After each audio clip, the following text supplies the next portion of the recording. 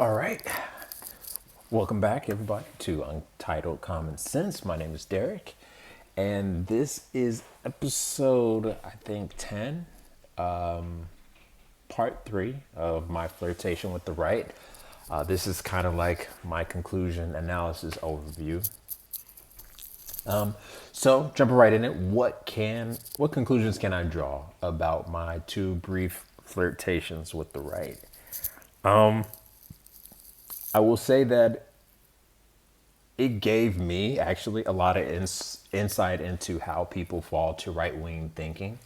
Right wing thinking is very innocuous because it is able to kind of hitch a ride on seemingly, apolitical, subcultures and ideologies. Like you wouldn't think that, you know, dating or, well, dating a little bit more so, but nerd culture, for example, comics, you wouldn't think that that would be such an effective vehicle for right wing thinking.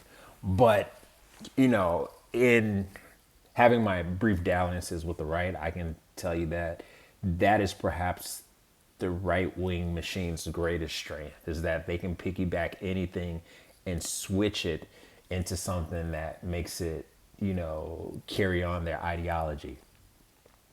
Insofar as, you know, nerd culture and dating, what they do is they find a way to get you in a pain point, an entrance point, something that you're interested in and you're open to. That's what it is. They find what you're open to and then they slide right in and then they slowly but surely build this house of right wing talking points. And as you're learning more and experiencing more about that one issue that it's important to you, whether it be comic books or movies or dating, they're also giving you little tidbits on how to like slightly change your perspective ever more so to the right.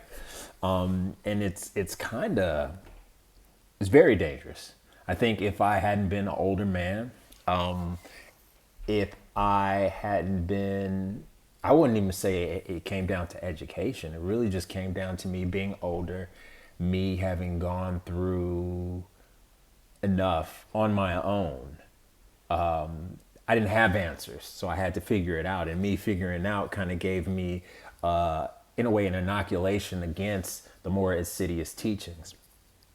When you look at it in terms of like dating, I've already gone through my heartbreak. I've already gone through my fair share of like, bad times with dating. I had enough good times equally that it helped me, look at my whole experience and not throw the baby out with the bathwater. But if you're coming from someone who is a young male, hasn't had a lot of experience or quality experience dating, if you're somebody who struggles with finding an acceptable measure of their manhood. Because again, I also was fortunate enough not to struggle with manhood. Like I would never thought, oh, I'm not the man I should be, or I wish I had things like that. I don't know. Society wasn't at a point where, there was toxic masculinity being talked about. I mean, definitely, I think guys were getting called out on more stuff, rightfully so. I do think that, masculine culture left unchecked, like anything that's, part of the human apparatus. I think humans themselves need regulations. It's part of the reason why I think government has to be the regulating body for capitalism, because capitalism by itself will not work. When you don't regulate, when humans don't self-regulate, when we don't have something regulating us, which is why there are things like religion, was why we have laws, we tend to go with our most base impulses, and it usually doesn't turn out well. We overindulge too much or we go too far. And this is a case where that same thing has happened. Luckily, I was older and, when it came to dating, I was mature enough to recognize my own faults that I had in regards to dating. And I came out on the other side better than I was before. But a lot of these young guys are experiencing uncertainty on so many levels, not just with dating, but like being a type of man that's, respected and all these things about self-worth, that when they find these guys who are right wing, the manosphere, and they tell you all these things you want to hear, and they make you out to be not only the victim, but also you can be the hero, and they twist it, it's easy to see how you can fall into it. Because, like I said, I got wrapped up into it because I still, had lingering grievances about, dating and women. And so I was still susceptible enough to be like, well, that's interesting. Let me hear what they had to say. So, it can get you. And I pride myself as being kind of an open minded, intelligent guy. But I see how easy it is to fall down that right wing thinking because it promises so much.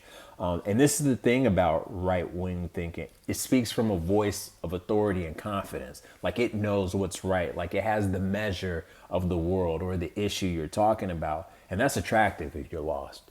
If you've ever been lost, it is immensely attractive to find somebody who knows where they're going. That's why, charismatic leaders are able to garner their support that they do. Hell, that's how Trump does. He doesn't waffle. He doesn't waver. He just says, I'm doing this, we're done. And it's final. And he doesn't waver. And that is a sense of strength that people gravitate towards. And while that is a admirable characteristic, being certain of one's purpose, you can take it from the opposite end, being so blinded by one's own direction that they don't see that it's leading them off a cliff, or the worst thing, being uncompromising, being inflexible, is not held as a virtue. Generally, when you lack the flexibility in your actions, in your thought, it usually comes back to bite you. The world is ever changing and you kind of have to be flexible and fluid with it. And I think that's something that men nowadays are struggling with. They don't have an idea of what being a man should be because the old standards are proving to be too problematic in some instances.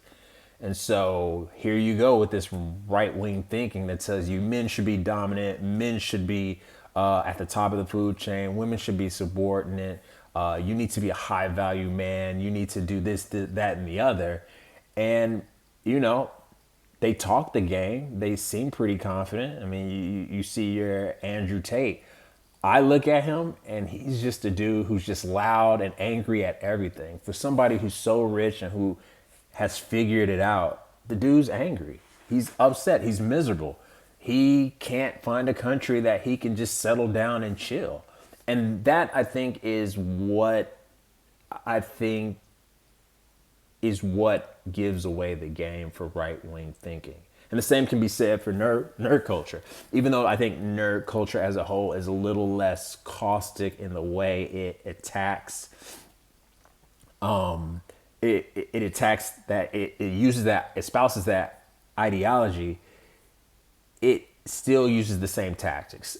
Somebody in the culture speaking from authority, telling them that they know what the right direction is and how things used to be great and how this traditional sense of whatever, media we like was the right way, and this new woke crap is what's wrong and what's sullying it. But, it all comes down to you listen to enough of it and it's just grievance after grievance. And that's how you know it's not an ideology. Well, the far right, I'm saying. I think conservatism has its place. There is something to be said about having traditional values, being a little bit more cautious, taking things slower, like a measured approach. There's nothing wrong with that. But this far right is such an extreme. It allows for nothing new. It wants to suppress everything that's come out, and it views everything with suspicion. And if you think about all the people who are right wing, extremely, like the diehards, they're like very combative, very angry. They're just always upset about something. And the same could be said for the left, probably. All this extremity, when you look at it, it lacks a certain sense of elegance and balance. In the manosphere, it's just always grievance after grievance of why women aren't this and why you got to do that and you're not anything until you do this. And you never see anybody in the manosphere just be like, yo, I found a good woman and I chilled out. It's never that. It's always this infinite road of a man just going through women because A, women are fickle creatures who only care about wealth. And then you being a high valuable man don't need to stay with a woman beyond 22 or until she has your kids and then you dump her. There's no place where you can just say and move on. And it's that lack of being able to just let it go and move on and evolve past that mental state, which I think really gives up the game. To be said with the nerd culture, like everything just has to be like the old way. I only want my Captain America this way. He can't be black. God forbid that the mantle will get passed. I mean, nothing in our world lasts forever, but for goddamn sure, my comics need to. Spider-Man can't be black. What are we doing having a female play this? Girl boss that. Like, it's just getting to the point where it's just like, damn, like, if that's your outlook, that's kind of bleak. It's kind of sad. Like, nothing's fun. That no amount of variation is good. Everything has to be the way it was when you were younger. And I would contend that when you were younger, you just didn't know any better. I mean, you know, it's kind of like when you look at a movie that came out in the 80s and you remember being like this awesome film. And then you watch it and you're like, oh my God, the production values were horrible. The story makes no damn sense. The acting's crap. And it's like, I like this. And there's this cognitive dissonance because you're like, I was recommending this movie as the best thing that ever happened. And instead I got this piece of crap. And I think that's largely what the right seems to do. And it's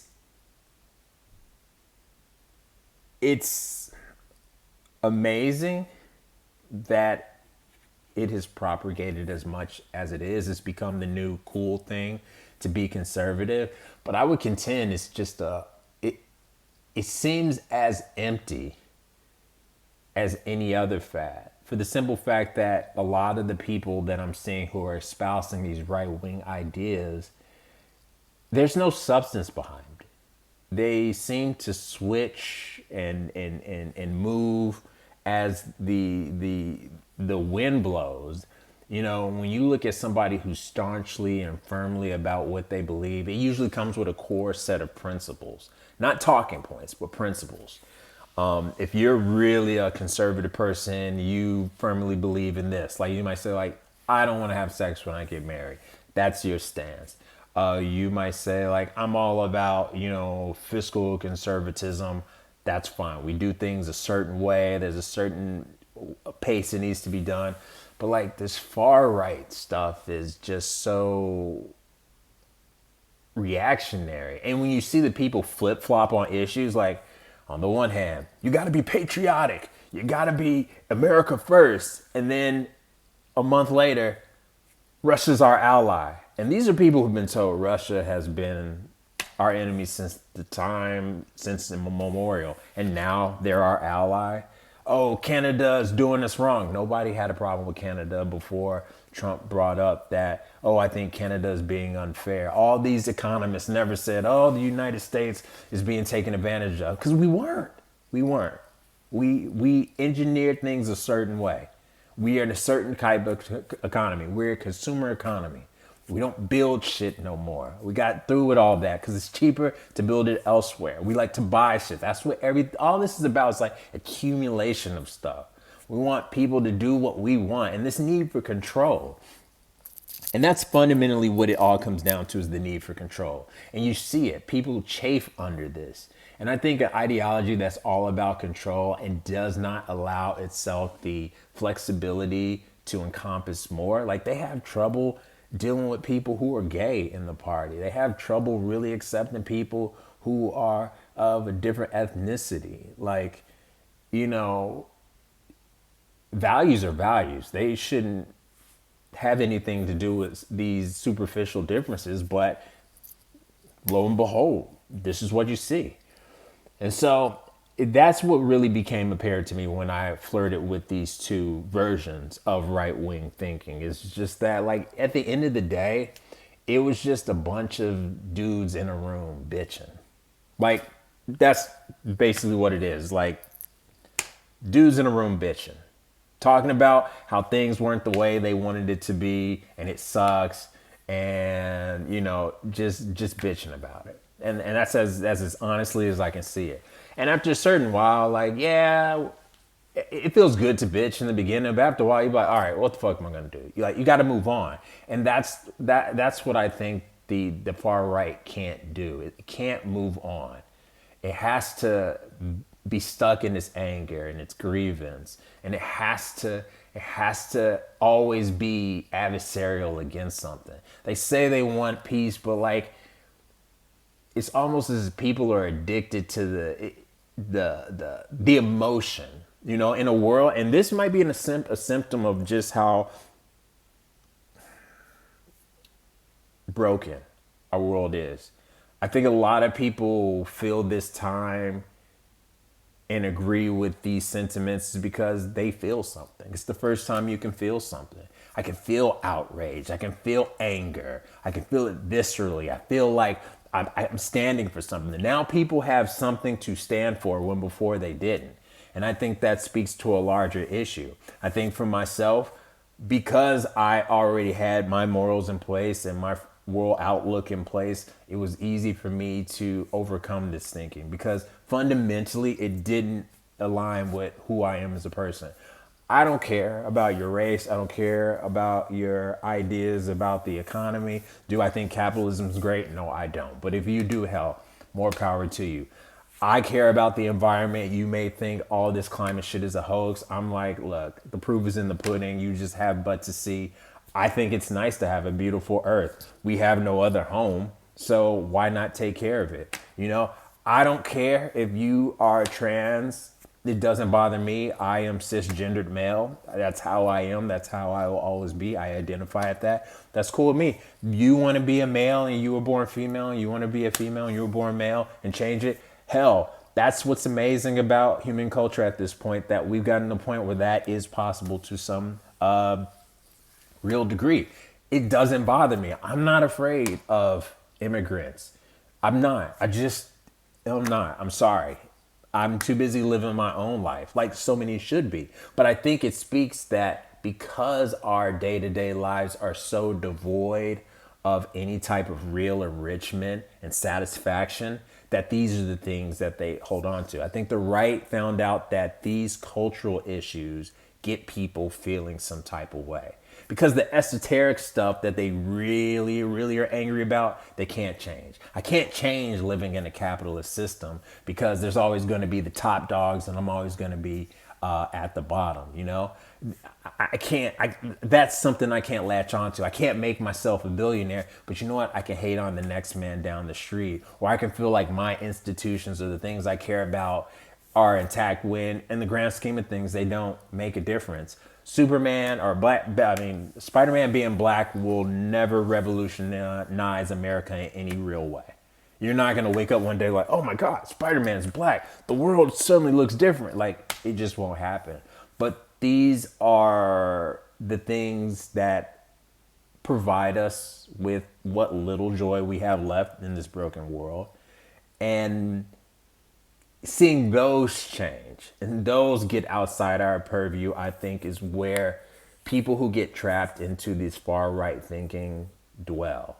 But, I once listened to this neo-Nazi guy. He's reformed. And he said, hating is tiring.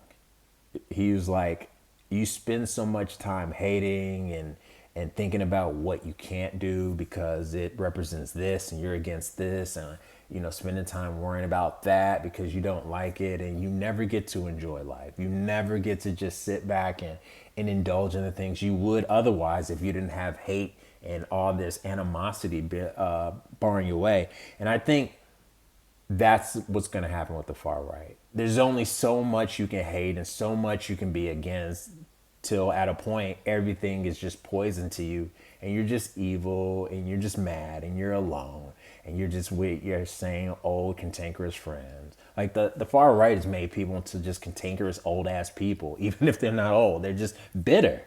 And I think that's the real thing. It has an energy when you get in. It's like us versus them, Jets versus Sharks. Yeah. But after a while, you're just like, are we still mad at this? Like, I don't, and you got to ask yourself, do you really care? Do you really care? But yeah, that was my flirtation with the right. This one's a shorter video because I'm just kind of wrapping up. Definitely leave some comments. I'm curious as to what you guys think, what your experiences with right-wing thinking might be.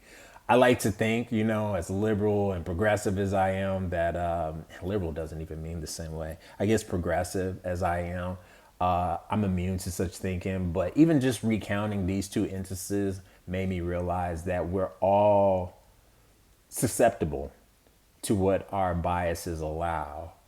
And it just takes the right lever to get us to fall one way and the other. And I think in times like this, we have to be vigilant about our weak points. So things that really mean a lot to us that people with nefarious means want to use to influence the way that we go about life. I think what we're here fighting for is important. I don't think that, being exclusionary and selfish and cruel, as it seems to be what's happening in this country, is fundamentally what people want. Because when you hear people talk about it, all they really want is for things to go back to when everything was cool. That's what even Make America Great Again means. It's just, let's go back to when things were cool and we didn't have to worry about not being able to pay our bills and not being able to send our kids to college and not being able to take vacations. They want that. They want the community, being able to know the people in your neighborhood. They want the good stuff. They're just not understanding that the way they're going about it is only going to make it worse. But we got to be vigilant. I'll be here putting out videos. I don't know what the next one's going to be, but it's going to be a little bit more philosophizing. I feel like we have to, instead of exposing the injustice, try to actively find ways to fight against it. And I think, even just with this video, I kind of realized that, our society is broken in very fundamental ways that I think has led us here. And I think in the next couple of videos, I'm going to explore that a little bit deeper. So with that, thank you for sitting here, listening to this man recount his experiences. Like I said, drop a comment. Let me know what you feel or your, dalliances with the right or what you've noticed. And let's keep fighting the good fight. Take care.